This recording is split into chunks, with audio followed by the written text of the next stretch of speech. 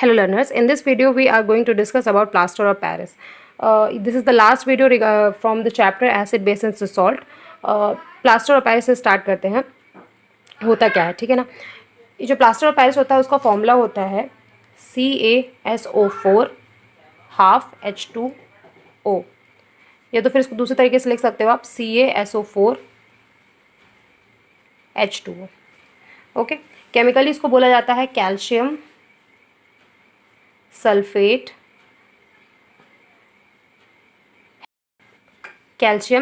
Hemihydrate.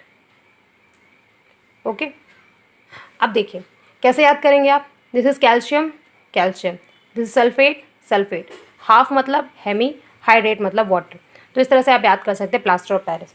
अब इसको plaster of Paris क्यों बोला जाता है, ठीक है ना, ये इसका कॉमन नेम है. जनरली साइंटिस्ट इसको कैल्शियम सल्फेट हेमीहाइड्रेट बोलते हैं, लेकिन जनरली अगर इसको जनरल टॉकिंग में हम बोलते हैं प्लास्टर ऑफ पेरिस. ये पेरिस का क्या चक्कर है, पेरिस कहाँ से आ गया, ठीक है ना. पेरिस कहीं से आया नहीं है, प्लास्टर ऑफ पेरिस पेरिस से आया है. ओके, देखिए होता क्या है.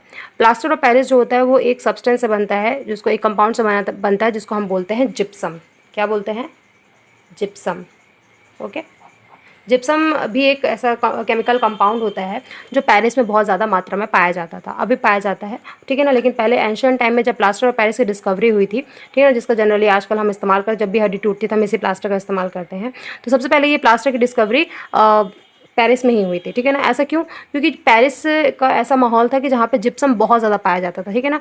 जैसे किसी किसी एरिया में गोल्ड पाया जाता है, किसी एरिया में डायमंड्स पाए जाते हैं, किसी एरिया में मान लीजिए बॉक्साइट बहुत ज़्यादा पाया जाता है. उसी तरह पेरिस के एरिया में जिप्सम बहुत ज़्यादा पाया जाता है, ठीक है ना. तो इसी जिप्सम का इस्तेमाल करके साइंटिस्ट लोगों ने प्लास्टर ऑफ पेरिस की डिस्कवरी की, ठीक है ना. जिप्सम को हीट करते गए और प्लास्टर ऑफ पेरिस निकलता गया. इसीलिए जहाँ से इसकी डिस्कवरी हुई है वो रूट है आपका पेरिस, इसीलिए इसको प्लास्टर ऑफ पेरिस बोला जाता है, ठीक है ना.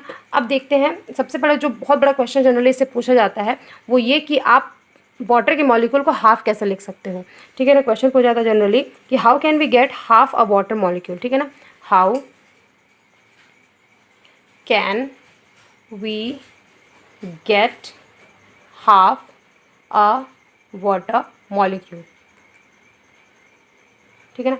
अब वाटर के मॉलिक्यूल को हाफ कैसे ले सकते हो, कहाँ से पाया आपने हाफ मॉलिक्यूल. जनरली क्या होता है, कोई भी मॉलिक्यूल हाफ नहीं होता, वो फुल होता है, ठीक है ना. वो अपने स्टेबलाइज फॉर्म में रहता है. H2O अपने स्टेबल फॉर्म में है, इसलिए वो H2O में है. कभी भी आप H2O को हाफ नहीं कर सकते. तो आपने यहाँ पे हाफ क्यों लिखा है, ठीक है ना.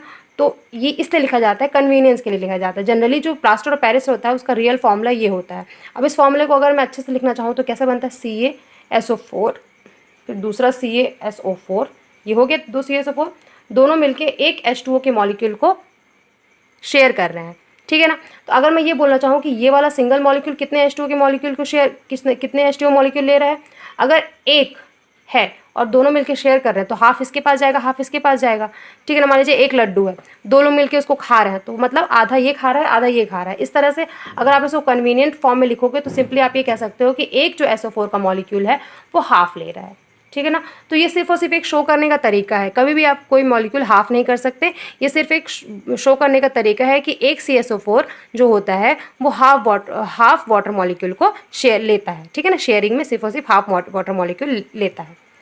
समझ में आ गया. तो इस तरह से आप लिख सकते हैं प्लास्टर ऑफ पेरिस का फॉर्मूला. अब बात करते हैं प्रिपरेशन की, प्लास्टर ऑफ पेरिस को प्रिपेयर कैसे किया जाता है. Preparation, okay. तो इसको प्रिपेयर किया जाता है, जैसे मैंने पहले बता दिया आपको, जिप्सम को हीट करते हैं तो आपको प्लास्टर ऑफ पेरिस मिलता है, ठीक है ना. लेकिन इसको हीट करने का एक प्रॉपर टेम्परेचर होता है, जो कि होता है, चलिए मैं पूरा लिख देती हूँ. इट इज़ प्रिपेयर्ड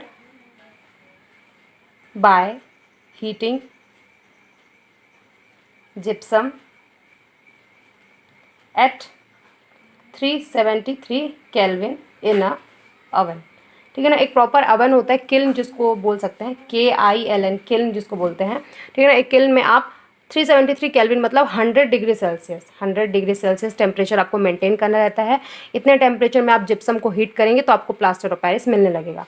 जिप्सम का फॉर्मूला होता है CaSO4 2H2O, ठीक.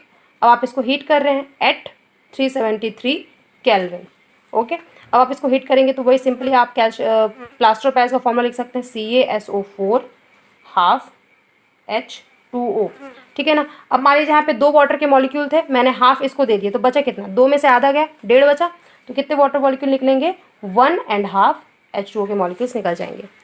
इस तरह से आप जिप्सम को प्रिपेयर कर सकते हैं। ओके, अब जैसे कि मैंने बोला कि इसका प्रॉपर टेम्परेचर है, इतने ही टेम्परेचर में आप इसको हीट करेंगे, इससे ज़्यादा टेम्परेचर में अगर आप हीट करेंगे तो क्या होगा, ऑब्वियसली बात है प्लास्टर ऑफ पेरिस नहीं बनेगा।